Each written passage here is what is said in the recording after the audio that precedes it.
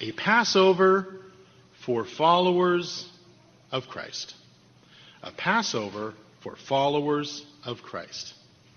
Now, when you say the word or the phrase Passover, there are two major associations that the average person will very likely have. The first is that the Passover is an Old Testament practice that was done away by Jesus, and that it's irrelevant for New Testament believers. So that's assumption number one. That's the first thing that's going to pop into people's minds. The second is that the Passover is a holiday or celebration limited to the Jewish people and really isn't meant for anyone outside that particular culture. So I put it to you that when you say the phrase Passover, I don't know if it just happens to pop up in your lunchtime conversation at work or at school, that's the sort of thing that people are going to have in their mind when you say the word Passover.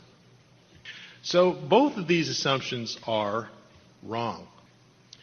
The truth is that Jesus himself put in place the New Testament Passover, a new Passover service for his followers, which is what the title's all about, a Passover for followers of Christ. All right, Jesus changed the practices of the Old Testament Passover service and gave us a new purpose for observing the Passover. His reorientation of the Passover focuses our attention on the game-changing event of his own sacrificial death. A death, burial, and resurrection with spiritual implications that are in play even today. So the Passover is for today, and it is for followers of Christ. So followers of Jesus Christ who are alive in 2016 do not base their observance of Passover on the Exodus or the Deuteronomy model. These are two things that I'm going to elaborate on. But we don't base our Passover observance and what we do on Exodus or Deuteronomy or what we read there about them. It's good to know. It's good information to know, but that is not the basis of our observance. We follow Christ's own example and Christ's own instructions for what we do at Passover and what we teach about its spiritual implications. The Passover described in Exodus and elaborated somewhat in Deuteronomy has been fundamentally altered. So it's not the same thing. So if someone were to come, and people do this, and they say, oh, you're just going back to the Old Testament, you ridiculous person, and how do you pick and choose what do you want out of the Old Testament? And you've heard all that stuff, right? That's not where we're informed about the Passover. It's good background information, but the Passover described in Exodus and Deuteronomy has been fundamentally altered by the historic reality of Jesus Christ's sacrificial death. As I said, it's a game-changing event. He is our Passover Lamb. He is our high priest of a new and better covenant. When Jesus and his disciples gathered for that final Passover, and it was, in many ways, the final Passover. It was the last of the Old Testament Passovers to be kept, but there was a bit of overlap because at the same time, he was doing something new and introducing something completely new and giving it a whole new spiritual dimension and a whole new outlook for those who would follow. But when they gathered together for that final Passover, which some people call the Last Supper, not my favorite phrase, but, well, they were sharing a meal. They were having a meal, okay? And it was based loosely on Exodus and the description that we have of the Passover from the book of Exodus. Okay, it also had additional elements that came from Deuteronomy. All right? I'm just kind of keeping it narrow. I'm simplifying. I know there's a lot of detail in there, but just to keep it simple, we're talking about Exodus, Deuteronomy, some basic guidelines, if you will, for the Passover that come from the Old Testament. All right? So they were having this meal. They had the roasted lamb. They were meeting in Jerusalem, as you would find in Deuteronomy, the place that God chose to put his name. And it was at this evening meal that Christ put new practices forth, literally put them on the table, and outlined a whole new purpose and outlook on Passover. Now, I mentioned Exodus and Deuteronomy, and then we also have the New Covenant. So these, I'm going to call them models for Passover, if you will. All right, so bear with me. It's just my way of organizing the material. Let's start with the Exodus model for Passover. Okay? And you might say, well, why are we doing that? You just told us that that's not where we get our information from. Well, it's good background knowledge because people will come at you and say, well, why are you doing all that stuff in the Old Testament? All right, well, let's make sure that we know what's being said and what's not being said. The Exodus model for Passover. That's the first one that we'll deal with. The Passover was put in place at the beginning of Israel's release from Egypt. Okay? And hopefully everybody is familiar with the storyline of Israel's release from Egypt. It's something that we cover with the kids. It's kind of your basic Sabbath school material. They like to go through that.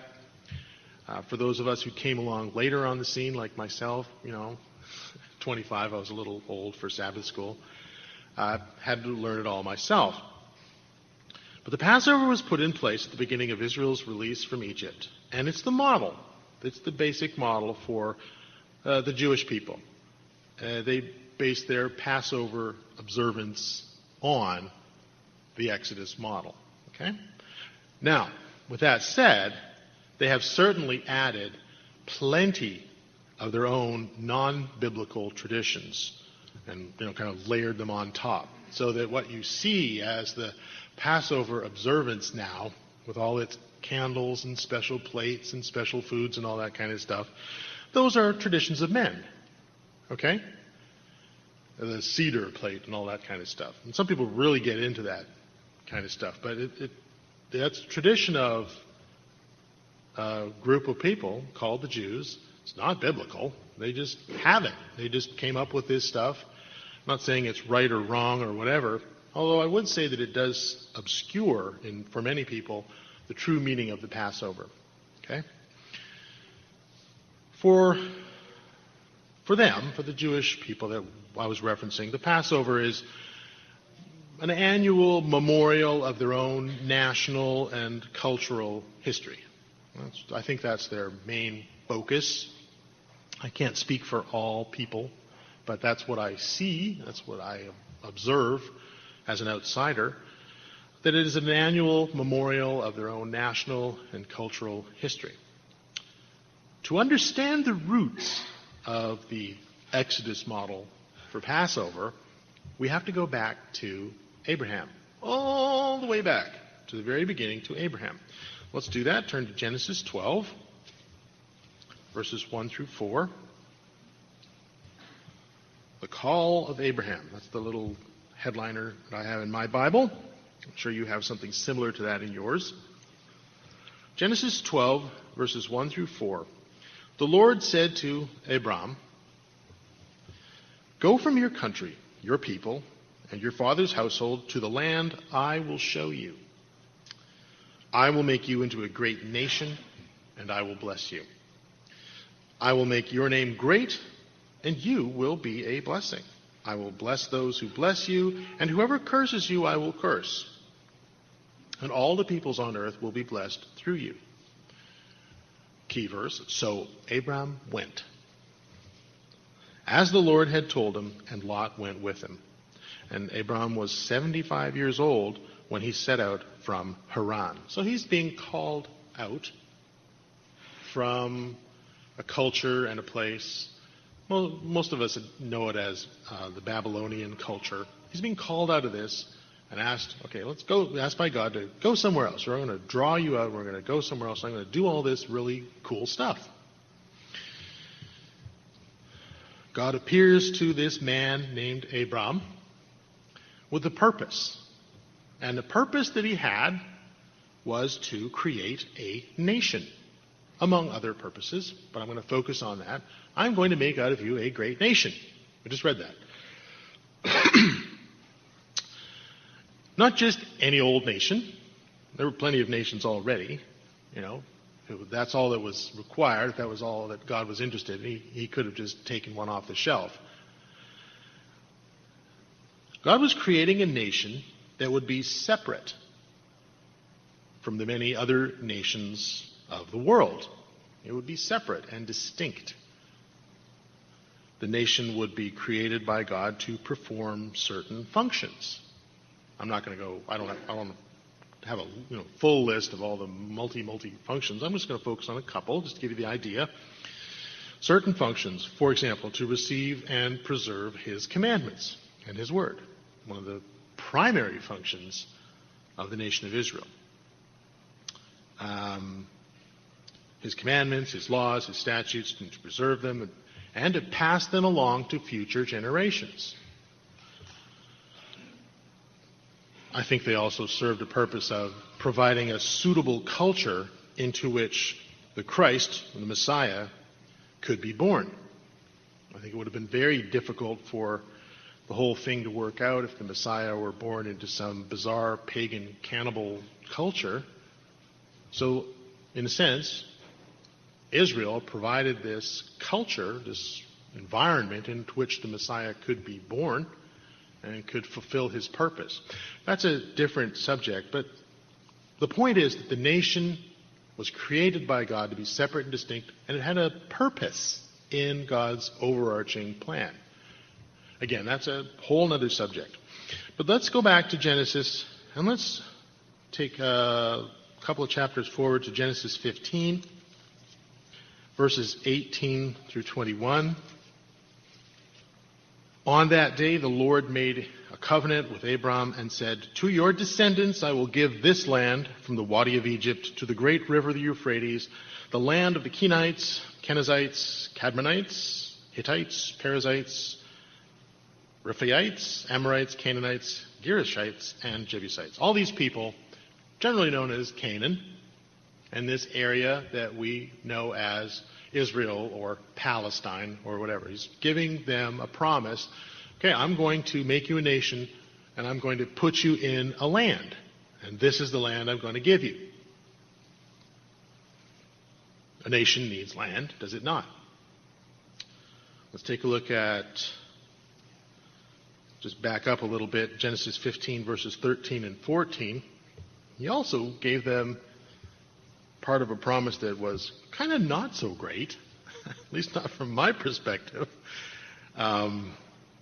Verses 13 and 14.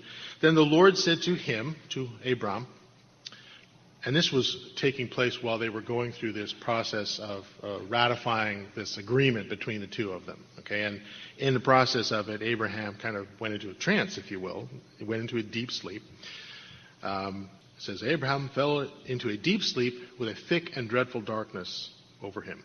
Then the Lord said to him, "Know for certain that for 400 years your descendants will be strangers in a country not their own, and that they will be enslaved and mistreated there. But I will punish the nation they serve as slaves, and afterward they will come out with great possessions." So before all this good stuff was going to happen, God foretold that these people, this nation that he was creating, was going to be enslaved. You know that phrase, God works in mysterious ways, right? That's one of them. It's not how I would have planned things out, but it makes sense when you see the plan through, of course. The rest of the book of Genesis, we're not going to read that, thankfully. The rest of the book of Genesis details that immediate family of Abraham. His sons, his grandsons, then the 12 great-grandsons, and also how they ended up in Egypt, which led to their enslavement there. So there's this 400-year prophecy, which is fulfilled. Okay? I know I'm zipping over a lot of biblical storyline. But this 400-year prophecy is fulfilled through Moses. Well, Moses is commissioned by God to be God's middleman, if you will, a mediator. So he's this middleman between God and Israel in this process that God foretold where he would bring them out and give them this land. All right? And Exodus chapters 1 through 11 walk us through this commission of Moses and then God's very, very intense judgment of Egypt, which he prophesied earlier. A judgment which culminated or reached its peak in the 10th plague, which was a plague of death to every firstborn child in the land. Let's go to Exodus 12. So the Exodus Passover model gets put into place because this 10th plague is coming upon them. That's the purpose, if you will, the practical boots-on-the-ground purpose for the Exodus Passover model. And let's go through that just quickly, if you will. Exodus 12, verses 1 through 6. Okay. The Lord said to Moses and Aaron in Egypt. And that's interesting because this is kind of like the first instructions that God gives to what's going to become the Levitical priesthood, Aaron. The first formal instructions on how to observe these special days, how to worship God. So the Lord said to Moses and Aaron in Egypt, "This month is to be for you the first month." So he's setting the calendar for them, kind of establishing them and rooting them in time. "This month is to be for you the first month of your year. Tell the whole community of Israel that on the 10th day of this month, each man is to take a lamb for his family, one for each household. If any household is too small for a whole lamb, they must share with their nearest neighbor, having taken into account the number of people there are. You are to determine the amount of lamb needed in accordance with what each person will eat. The animals you choose must be year-old males without defect. And you may take them from the sheep or the goats." The key thing that we pick up from these verses is a lamb without blemish is to be set aside. A lamb without blemish. Verse 7. "Then they are to take some of the blood," because they're slaying this lamb. They're going to bleed it out, and then they're going to, cook it as a meal. But in verse 7, they are to take some of the blood of this lamb and put it on the sides and tops of the door frames of the houses where they eat the lambs. So this is a very dramatic, real thing that they're doing. They're taking real blood and they're putting it on real doorposts. They're to smear the blood on the lintels and the doorposts of their dwellings. Verses 8 and 9. "That same night they are to eat the meat roasted over the fire along with bitter herbs and bread made without yeast," unleavened bread. "Do not eat the meat raw or boiled in water, but roast it over a fire with the head, legs, and internal organs." Okay, so the people roast and eat the lamb. Verses 10 through 14. "Do not leave any of it until morning. If some is left till morning, you must burn it. This is how you are to eat it, with your cloak tucked into your belt your sandals on your feet, and your staff in your hand, ready to go. I mean, we might say nowadays, with your suitcase packed, right, with your airline tickets in hand, or however you're traveling, with your car loaded up with gas or whatever, ready to go. Eat this meal, ready to go. Okay? Eat it in haste. It is the Lord's Passover. On that same night, I will pass through Egypt and strike down every firstborn of both people and animals. And I will bring judgment on all the gods of Egypt. I am the Lord. The blood will be a sign for you on the houses where you are. And when I see the blood, I will pass over you. No destructive plague will touch you when I strike Egypt. This is a day you are to commemorate for generations to come, and you shall celebrate it as a festival to the Lord, a lasting ordinance. So there was the immediate concern of taking care of putting the blood over their doorposts on this day when the destroyer would pass over, but it was also something that they were to do in the future and keep doing each year, right? As a festival to the Lord. Verse 21. Then Moses summoned all the elders of Israel and said to them, go at once and select the animals for your families and slaughter the Passover lamb. So the lamb is called the Passover. The lamb is your Passover here. Okay, the Passover lamb. Verses 22 through 28, take a bunch of hyssop, dip it in the blood in the basin, and put some of the blood on the top and on the both sides of the doorframe. None of you shall go out of the door of your house until morning. When the Lord goes through the land to strike down the Egyptians, he will see the blood on the tops and sides of the doorframe and will pass over that doorway. And he will not permit the destroyer to enter your houses and strike you down. Obey these instructions as a lasting ordinance for you and your descendants. When you enter the land that the Lord will give you as he promised, observe this ceremony. And when your children ask you, what does this ceremony mean to you?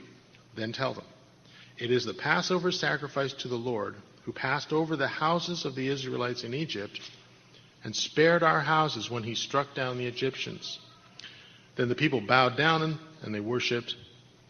Verse 28, key phrase, then the Israelites did just what the Lord commanded Moses and Aaron. I say that's a key phrase because they could have just sat there and listened to it all and said, yeah, cool, I get the concept. Don't know about the whole blood thing, but I'm cool with the concept. No, they actually went out and did it.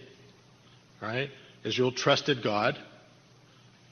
He gave them some pretty good reasons to trust him. They'd seen some pretty amazing stuff happen.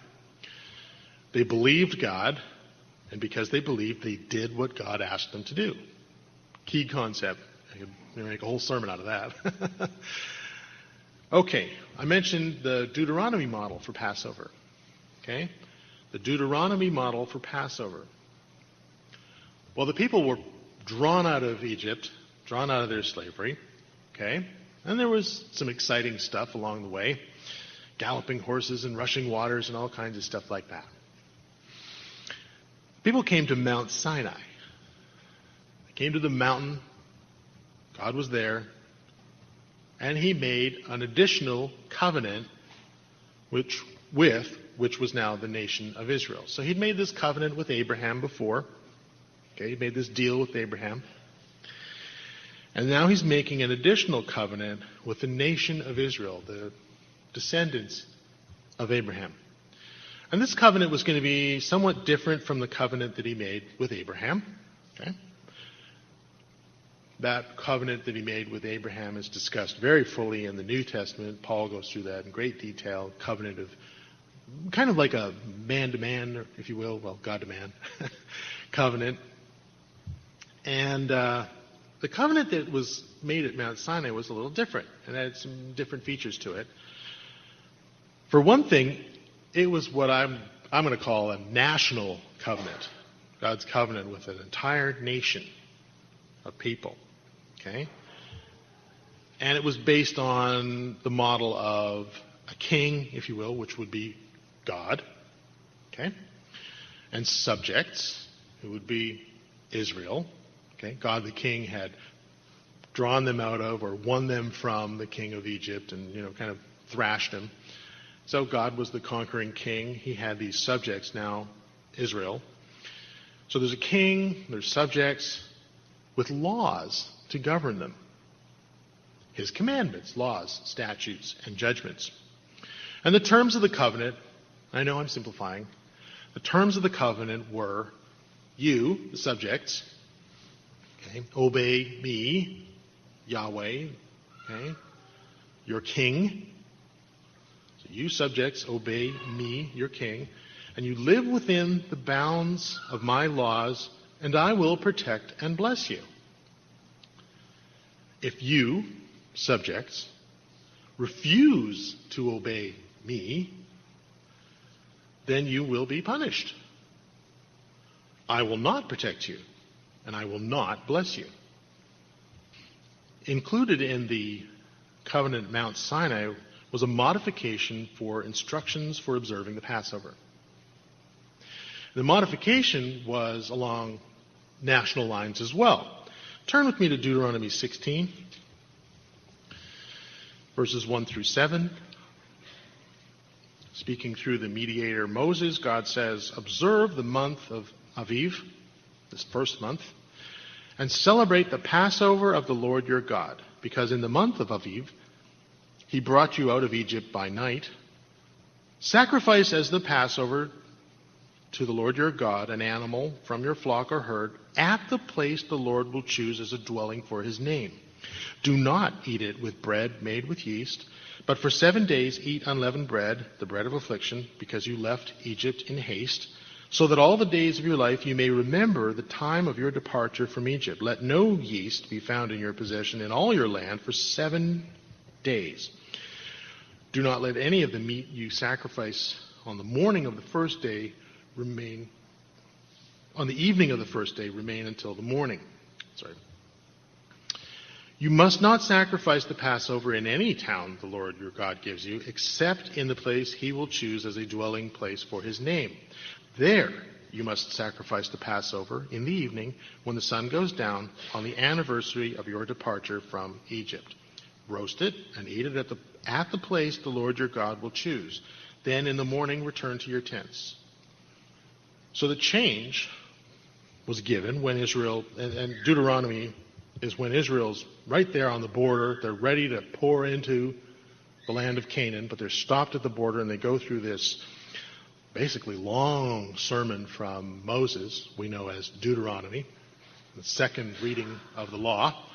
So they're ready, poised on the borders of Canaan, ready to take possession of the promised land and truly become a nation on the world stage, and to reflect their status as a full-fledged nation with a king, laws, and now actual territory.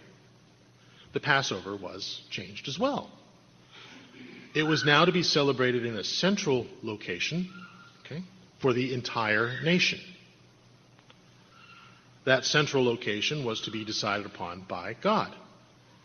First it was Shiloh, in the territory of Ephraim, I think, and then later Jerusalem, and stayed at Jerusalem.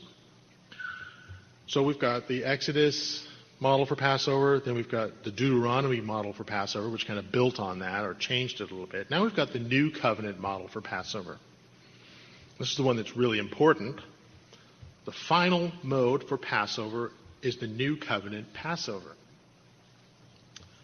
This model, the New Covenant Passover, is a further modification of the original Passover. The modifications were made to reflect changes in how God was dealing with humanity. Some elements were added to the Passover, and some elements were removed. God's plan and purpose had moved forward. Right?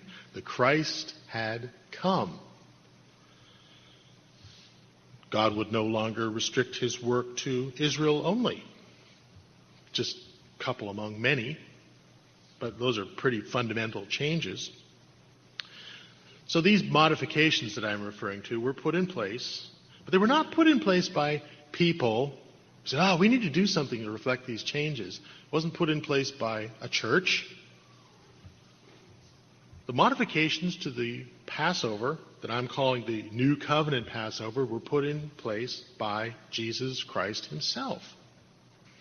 As he and his disciples were eating that final Passover, a Passover meal, kind of on the old structure, Jesus went through the modifications with them. And he did it in person, and then the disciples recorded it and passed on his New Covenant changes, if you will, for us today, all the way down to 2016. We have additional spiritual insights added later by the apostles, for example, and we have some of those in the letters to the churches. But the pattern for Passover observance followed the pattern Jesus put in place. And this is a concept that is important if you hearken back to my original comments when people say, that Passover, you want to be a Jew? Or you want to go back to the Old Testament? Well, here's your answer, folks. Nuh-uh. That's not what we're talking about. The pattern for Passover observance followed the pattern Jesus put in place. Turn to Luke 22. I'm going to start off with a problem. I've been trying to keep it really straightforward, but got to start off with a problem. I have to have a conundrum once in a while. Luke 22, verse 1. Now the festival of unleavened bread, called the Passover, was approaching. What? What does that mean? Okay. The Passover is separate and distinct from the days of unleavened bread. They're two separate days, two separate events, two separate meanings, whole different sets of implications. Let me explain. Because we just read something. Now, the festival of unleavened bread called the Passover. And today, people still do that same thing. They mush the two together, okay? Because these 2 days of special observance are back-to-back, if you will, they tend to get mushed together, okay? With most people considering the Passover and the days of unleavened bread to be kind of a single unit, all right? And thinking of baptism, it's been kind of on my mind, as I mentioned. It's much the same as the way that baptism and the laying on of hands get mushed together, as if they're a single unit. All right? But they're not. In both cases, the two are separate and distinct functions with separate and distinct meanings and implications. Let's go quickly back to Leviticus. Hold your place in Luke, because we'll come back and end there. Leviticus 23. Just a quick jog back into Leviticus. Leviticus 23, verses 4 through 8. These are the Lord's appointed festivals, the sacred assemblies you are to proclaim at their appointed times. The Lord's Passover begins at twilight on the 14th day of the first month. On the 15th day of that month, the Lord's festival of unleavened bread begins. For 7 days you must eat bread without yeast. On the first day, hold a sacred assembly and do no regular work. For 7 days, present a food offering to the Lord, and on the seventh day, hold a sacred assembly and do no regular work. We're talking about two separate and distinct events, back to back, and closely related, very closely related, but two separate and distinct events. At the Exodus Passover, that original Passover, the people were first spared from death. As the destroyer went over, they were spared from death because they had smeared the blood of the slain lamb over their doorways. So that was the first thing that happened. They were saved from death, or saved from this destroyer angel. Then after that, during the days of unleavened bread, they were drawn out of their bondage and slavery in Egypt. Okay? Led into a new way of living before God. Even back then, they were drawn out, brought to this new way of living. And that's what Sinai was all about, the laws, God's instruction. It's a new way to live. And they were set apart by God for a special purpose. Right? Whether they did that properly or not is another issue, but they were set apart for a special purpose. That relationship of Passover to unleavened bread is with us today. We still have that relationship between the 2 days. The two are separate, but related. Okay, so I said that backwards. They're related, but still separate and distinct in meaning. They parallel the relationship between justification and salvation. Another parallel I can make among many. They parallel the relationship between justification and salvation. Again, two separate and distinct events. When you accept Christ as your personal Savior, you are justified, okay, redeemed from the death penalty for sin that is hanging over you. Then you are released from bondage to sin so that you may live that way no longer, and you are set apart by God. And that's the process that you're in right now. You're justified, and that's great. Then you're in the process of being saved. I went through that, in those sermons about salvation. And you're released from your bondage to sin as you follow God's Holy Spirit, which is in you through the laying on of hands, so that you live that way no longer, and you are set apart. The scriptures would say sanctified. You're set apart by God. So there's this tendency to put the two together, People do it with justification and salvation. They kind of mush them together. They do it with baptism and the laying on of hands. They want to put them together as a single unit, right? Passover, days of unleavened bread. We actually do the same thing ourselves, We do the same thing at the Feast of Tabernacles, if you think about it, right? We speak of the 8th day, the final holy day in the year, as if it were part of the Feast of Tabernacles, right? Why do we do that? Well, it's kind of like mental shorthand. I'm going to the feast. Yeah, but the feast ends, and then you have a final holy day at the end of the feast, which is not the Feast of Tabernacles, is it? No, it's a separate and distinct. And we know very well from listening to the sermons on that very special day, it has a very special, distinct, and separate meaning from the Feast of Tabernacles. So we do the same thing. So it's not just that, these silly old Jewish people, they couldn't figure things out. We do the same thing. We mush them together. But we really should be aware in our minds that we're talking about separate steps, separate stages in God's plan of salvation. Okay? Well, let's get back to the New Covenant model. I'm back in Luke 22. I held my place. I don't know if you did, but boom, I'm back there in Luke 22. And let's take a look at the New Covenant model being put into place. All right? Luke 22, verse 7, is where we'll pick up. Then came the day of unleavened bread on which the Passover Lamb had to be sacrificed. Again, we're dealing with that same idea there where the two are being mushed together, the unleavened bread and the Passover. For them it was all the Passover festival or whatever. They're putting them together, all right? But we're talking about two separate events, and we're focusing on Passover right now, okay? The Passover would begin that evening, okay? So Jesus would have given them the instructions that follow in the next verses, which we'll look at. He would have been giving them instructions on, setting up for the Passover during the day, maybe the morning, maybe the afternoon, on the 13th of Aviv. Okay? Then at sundown, the Passover began, the 14th of Aviv. The evening when the Passover lamb was to be slain, just like we read about in Exodus. Let's read verses 8 through 16. Then Jesus sent Peter and John, saying, "Go and make preparations for us to eat the Passover." Where do you want us to prepare for it? They asked. And he replied, "As you enter the city, a man carrying a jar of water will meet you. Follow him to the house that he enters, and say to the owner of the house, 'The teacher asks, where is the guest room where I may eat the Passover with my disciples?' He will show you a large room upstairs, all furnished. Make preparations there. They left and found things just as Jesus had told them, so they prepared the Passover.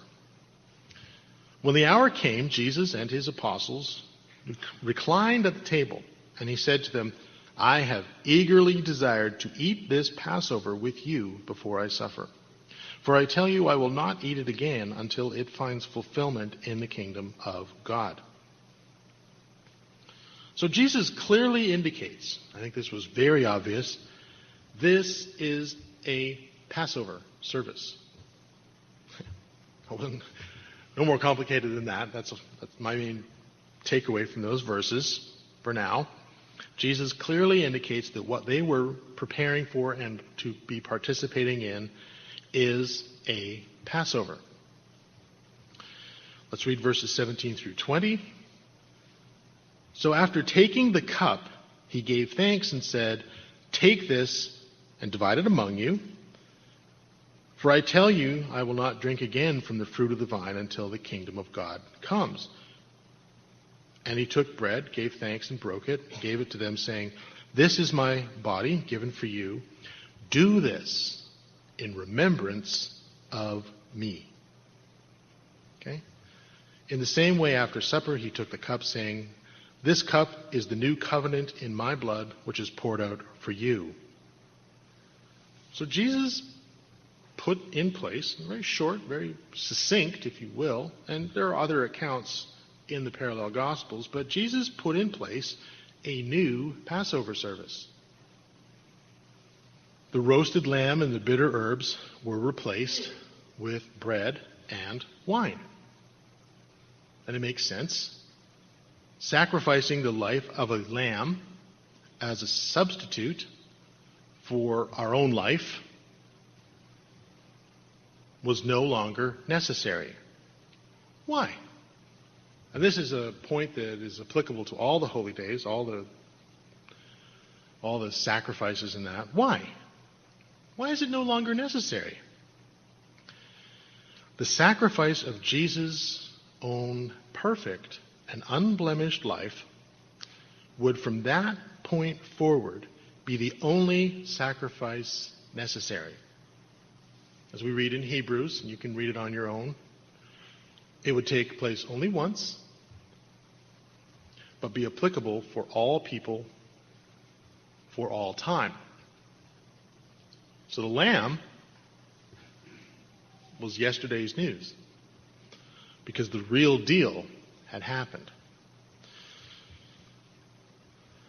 The role of the lamb in each model of Passover is worthy of a little bit of comment here. We've got what I've called the Exodus Passover, if you will, where the slaying of the lamb was so the angel of death or the destroyer would pass over them.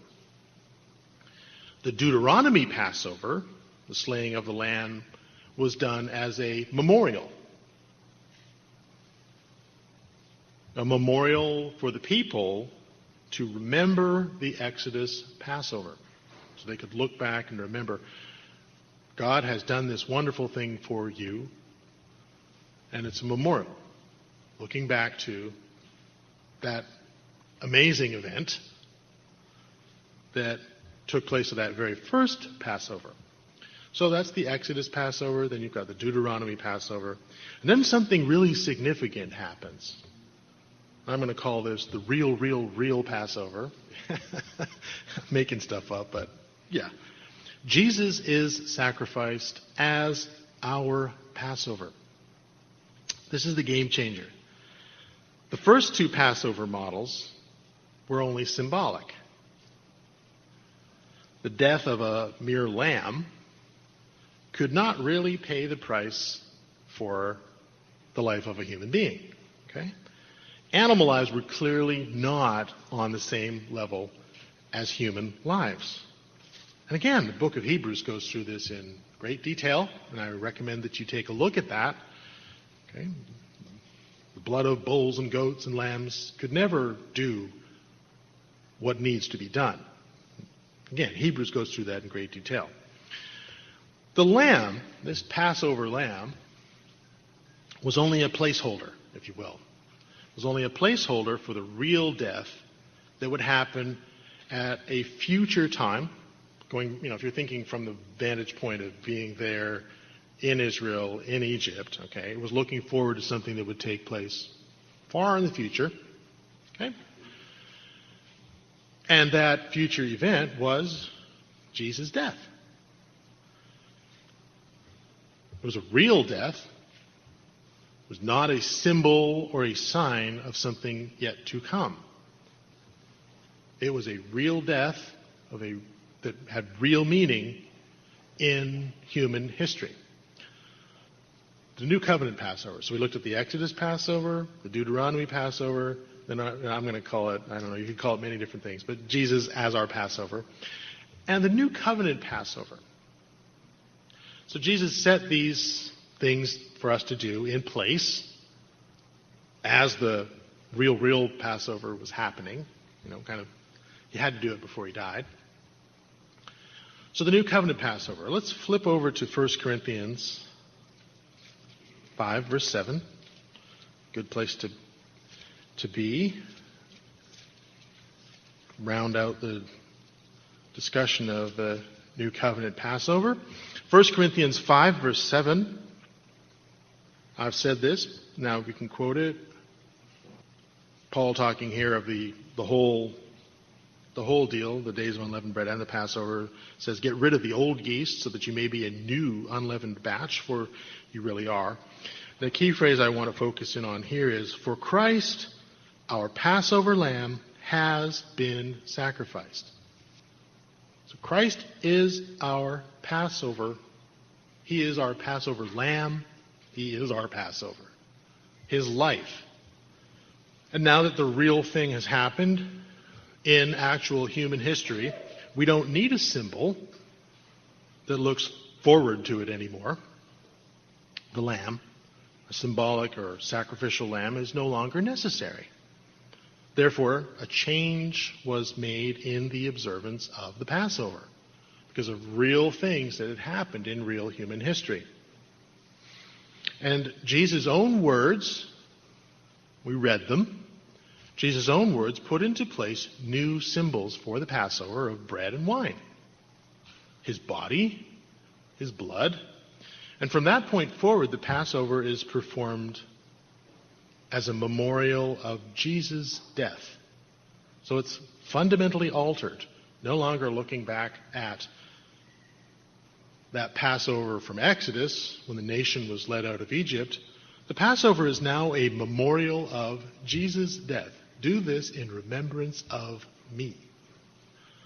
Looking back now, of course, we are looking back at Jesus' death, something that happened in human history, and we do this as a memorial of his death. So the Passover's been changed. Improved, as again the book of Hebrews would say, better covenant, better promises, a better Passover, if you will. It's been changed to reflect how God's plan has moved forward, if you will. So putting Jesus' changes into practice. We're in Corinthians. Flip over to chapter 11. 1 Corinthians chapter 11. Let's read verses 20 through 22. Paul here he's in corrective mode. But we're going to jump in the middle of it and pick up something interesting here. Verses 20 through 22. So then, Paul speaking here to a church in Corinth, an interesting church because these were not Jewish people, these were Greek people. They had no background that went back to the Exodus in Israel, in Egypt. So in verse 20, he says, so then, when you come together, it is not the Lord's Supper that you eat.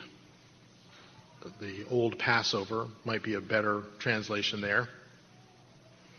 For when you are eating, some of you go ahead with your own private suppers. As a result, one person remains hungry and the other gets drunk. Don't you have homes to eat and drink in? Or do you despise the church of God by humiliating those who have nothing? What shall I say to you? Shall I praise you? Certainly not in this matter. There was stuff going on in Corinth. They were having a big old feast.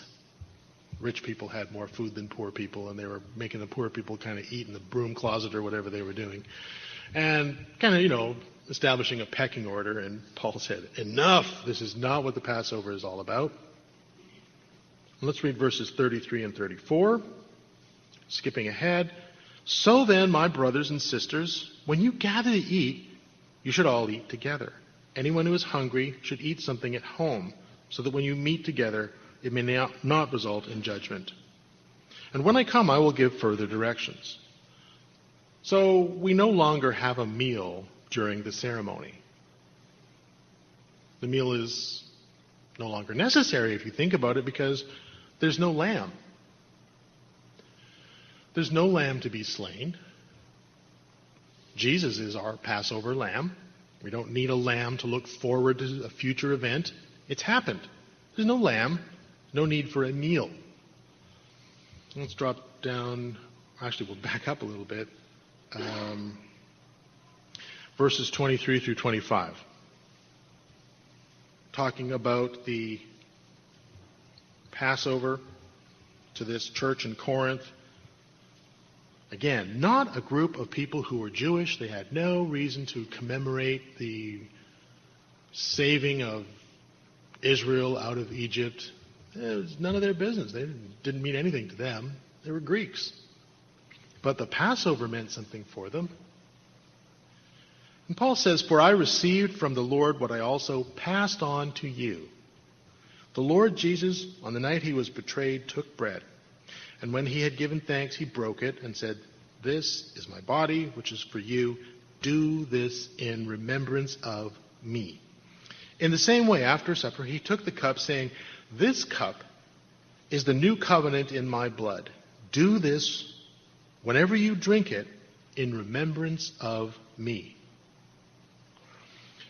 For when you eat this bread and drink this cup, you proclaim the Lord's death until he comes.'" Paul is teaching them to follow the pattern that Christ established of taking bread and wine. And he teaches them to keep it when? He says, on the same night. On the same night he was betrayed.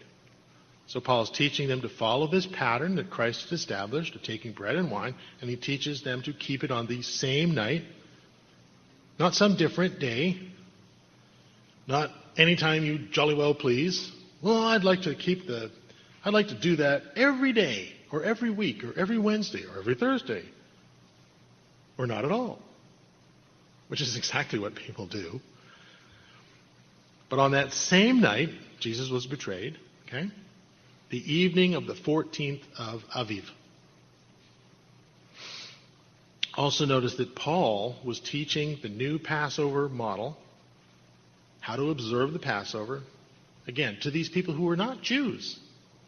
But he was teaching them the Passover.